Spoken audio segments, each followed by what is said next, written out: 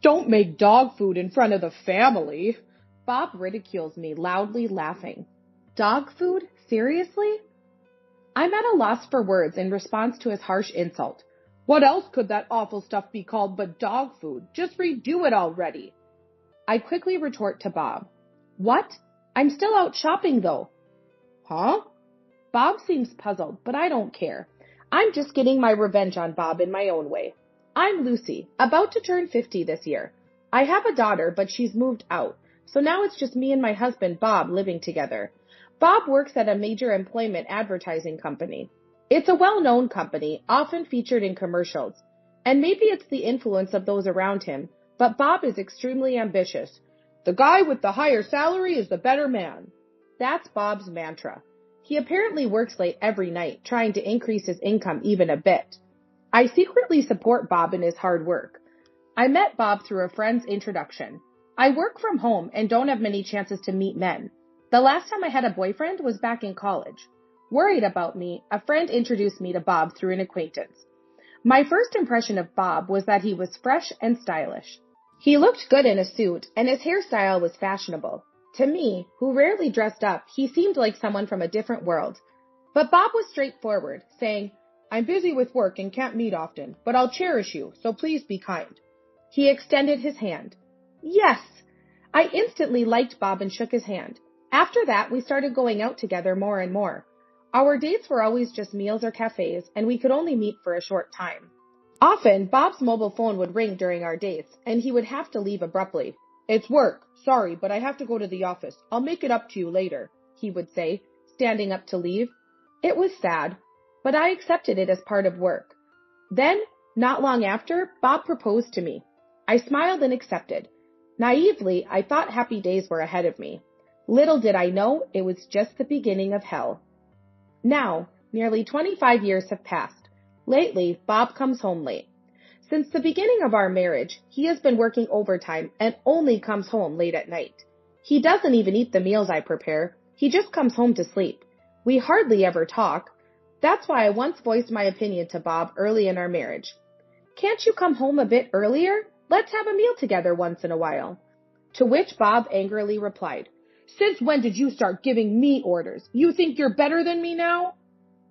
I was shaken by the expression on Bob's face, something I had never seen before our marriage. I didn't mean it like that. I'm sorry. I immediately apologized to Bob.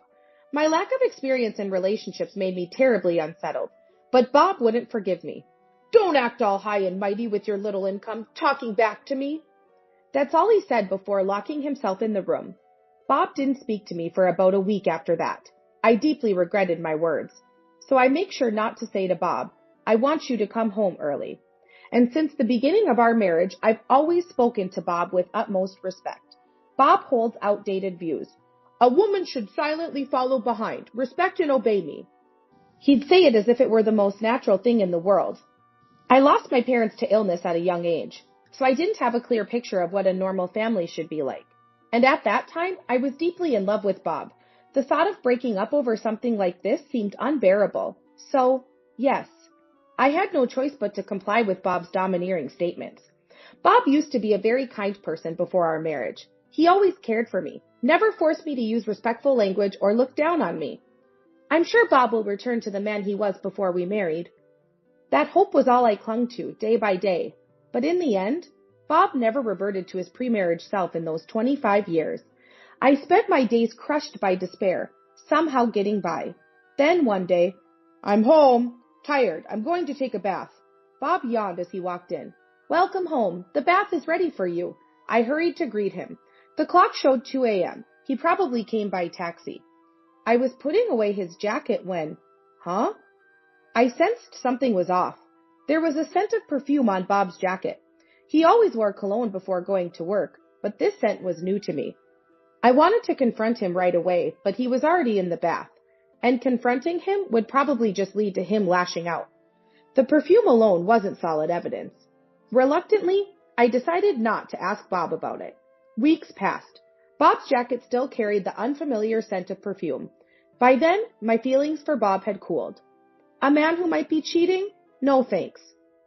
Bob always underestimated me. Bob probably thinks I won't bring up divorce. And even if we divorced, it might not affect him much. I didn't make any overt moves. Then one day, Bob suddenly spoke to me. Next Sunday, we're having a family dinner at my parents'. Make sure you help Mom out that day. Yes.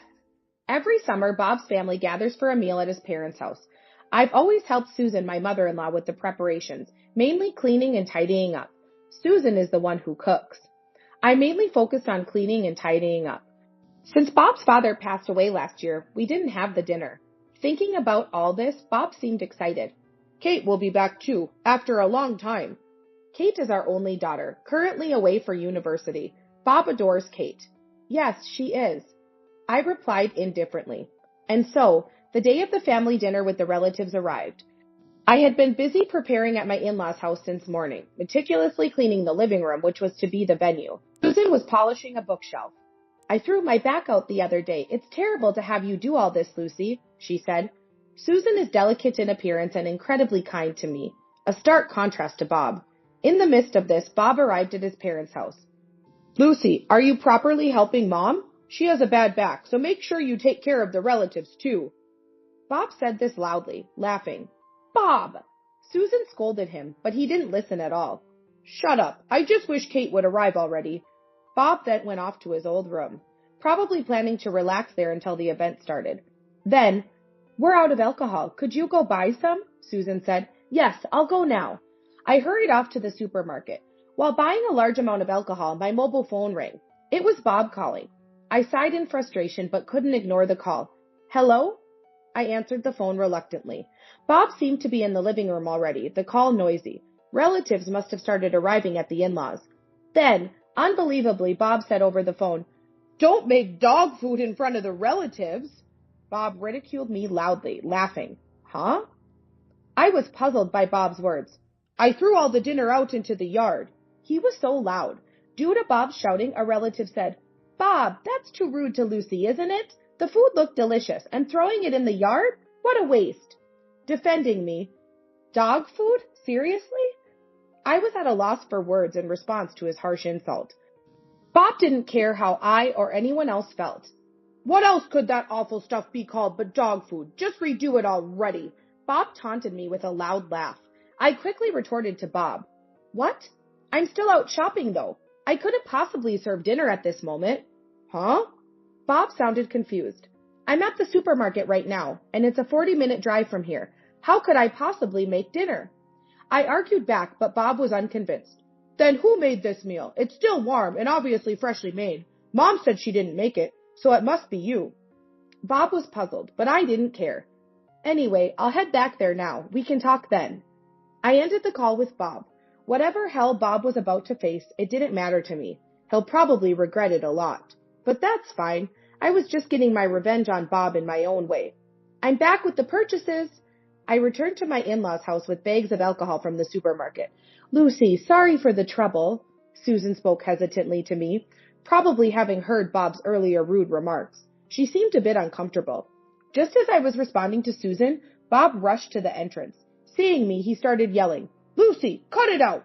Making such unappetizing food and then denying it? Your cooking isn't fit for humans anyway.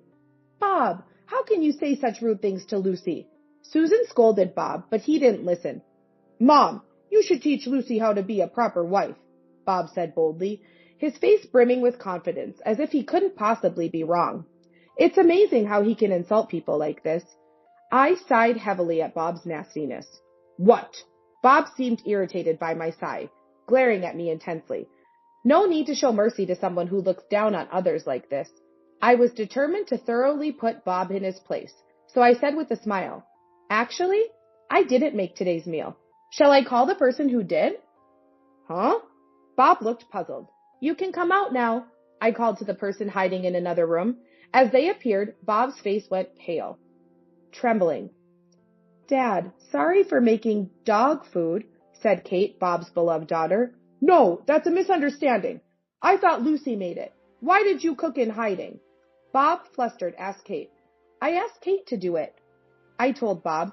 Mom, did you know about Kate? Bob asked. Susan nodded, her face pale. I asked Susan to keep quiet because I wanted to surprise you with Kate's cooking, I said. Susan knew Bob adored Kate, so she happily collaborated when I suggested surprising Bob with Kate's cooking. I'm excited to see Bob's surprised face. I felt guilty for deceiving enthusiastic Susan, who believed Bob and I were getting along. So she must be even more shaken by what's happening right in front of her. I explained to a shaken Susan. Unfortunately, Bob and I aren't getting along at all. He just comes home to sleep, and he's cheating. Susan's face turned ashen. Don't say things like that without proof, Bob shouted at me. I have evidence, I said, handing Bob an envelope with documents. Bob said, What is this? Bob started reading, his face growing paler. So I said firmly, Bob, it seems you didn't notice, but recently there was a strong scent of woman's perfume on you. That's why I hired a private detective, and honestly, the amount of evidence that came up was shocking. I had always thought Bob's late homecomings were due to work, but the detective's findings revealed he had been cheating all along. Apparently, Bob had a history of liaising with women from work and business partners. I said to Bob in a calm voice, It's amazing, really. While I was balancing work, house chores, and childcare, you were out having fun with other women. Bob, looking frustrated, fell silent. I continued, ignoring him. And recently, you can't cheat unless you give them brand name bags, right? You need to pay to get attention. Poor thing. Is that why you've been holding back on contributing to household expenses? Bob had been reluctant to give money for household expenses lately. Kate's moved out, so we don't need that much for household expenses, he'd argue. Even when I objected, Bob wouldn't give any money. I had to cover it with my income. It turns out he was using it to fund his affairs. The relatives who had gathered at the entrance looked quite shocked. Bob, to cheat when you have such a good wife, that's despicable for a man, they said, looking disgusted. I declared to Bob, I'm divorcing you, Bob. You might as well remarry one of your affairs. Of course, I'll be taking a fair settlement. Bob was visibly shaken by the mention of divorce. Don't divorce me. I've spent most of our savings on my affairs. I can't afford a divorce.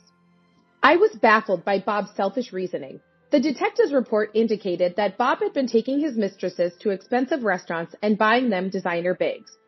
No wonder there were no savings left despite his high-paying job. The worst, the relatives muttered, looking at Bob with disdain. Kate was silently glaring at him too. Finally realizing the mood, Bob looked awkward. I began speaking to Bob matter-of-factly. Do you really think such a selfish excuse will work? And now you're relying on my income, which you've always looked down upon as mere home-based work. Work from home is just a side job, right? My high-profile corporate job is obviously more respectable, Bob declared arrogantly. He clearly hadn't reflected on his actions and still looked down on my job. It was necessary to damage Bob's pride. I delivered a massive shock to him. I'm a freelance engineer. My income varies, but annually, it's not much different from yours, I informed him. What? What do you mean? Bob was visibly shaken. I graduated from a distance learning university and joined a major telecommunications company. Now, as an independent contractor, I had a steady stream of work thanks to my career background. Given my income level, it's impossible to maintain our current lifestyle without any financial contribution from Bob lately. Explaining this, Bob slumped down, dejected. I can't believe Lucy earns as much as me. The fact that my income was higher than he expected seemed to be a huge shock to him. If I had known earlier, I could have divorced sooner, but I didn't want to make Kate live with a single parent. I continued. Kate is still single, and being from a single-parent household might affect her marriage prospects, so I hesitated to divorce. Hearing this, Bob, who had been downcast, suddenly turned to Kate and begged. Kate, you don't want your parents to divorce, right? Tell Lucy to reconsider. Despite his pleas, Kate looked at him coldly. Kate? Bob was clearly confused. Kate sighed deeply and said to Bob, Dad, I'm disappointed in you. I want Mom to be happy, even if it means divorce. I'll marry someone who's okay with a single parent. I don't care about you anymore. Kate said, turning away from Bob. When I told her everything, she was furious. I don't need a dad like that. He's been cheating and not providing financially. Go all out, Mom. I'll support you, she encouraged, leading to our plan. Bob always criticized everything I did, so I anticipated he'd disparage the cooking. His reaction was more extreme than I expected, but it only hastened Kate's detachment from him. Don't abandon me, please, Bob pleaded, tears streaming down his face as Kate rejected him. Pitiful man, I muttered. Susan and the other relatives kept their distance from Bob. No one was there to comfort him. Given his past actions, it was a natural consequence. Bob remained there, crying for a while. Our divorce was eventually finalized, but it was difficult as Bob vehemently opposed it. In the lawyer's office, "I won't divorce no matter what," he kept saying.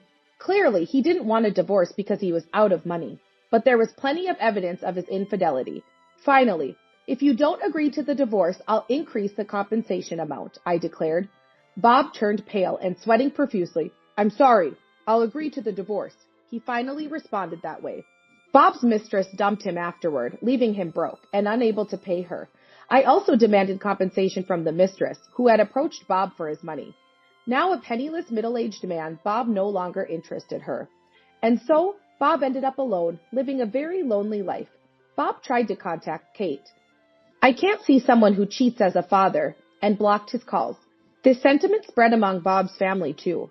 After exposing Bob's infidelity in front of Susan and the relatives, it seems everyone has distanced themselves from him. Bob, through his lawyer and in tears, apologized. "I'm truly sorry. I'm so lonely now, with no one around me. Please, can we start over? Then maybe Kate and Mom will interact with me as before." Bob must be desperate to say such things. Being alone in his 50s must be hard. But it's all his own doing. He really needs to reflect deeply on his past actions. I insisted that my lawyer firmly communicate my refusal to reconcile. Time passed and it was the end of the year. I moved out of the house I shared with Bob, using the settlement money as a down payment for an apartment. It's spacious enough for one person and has several rooms. Today, Kate is visiting for the holidays. When I asked, "Don't you want to visit Dad?" Kate grimaced. "I'll never forgive Dad. Besides, celebrating the New Year with just Mom is fun," she said with a smile. Life with Bob was tough, but I persevered because of Kate. She's my treasure.